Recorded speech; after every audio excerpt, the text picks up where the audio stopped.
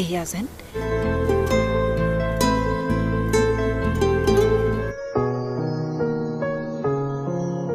কোনো খেয়ালী চিত্ৰকৰে অঁকা ছবিৰ দৰেই সুন্দৰ কেনে সুন্দৰ মনোৰম পৰিৱেশ পাহাৰৰ টিলাৰ পৰা জিৰি জিৰিকৈ নামি আহে পানী সেই অভিশপ্ত দিনটোত হাত বাউল দি মাতিছিল নীলোৎপল আৰু অভিজিতকো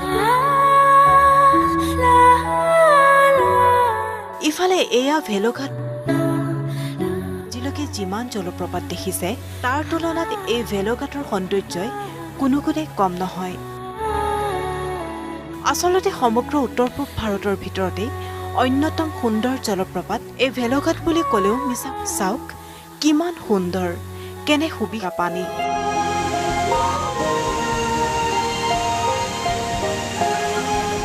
পিছে এই ভেলোঘাটৰ নাম কিমানে জানে বা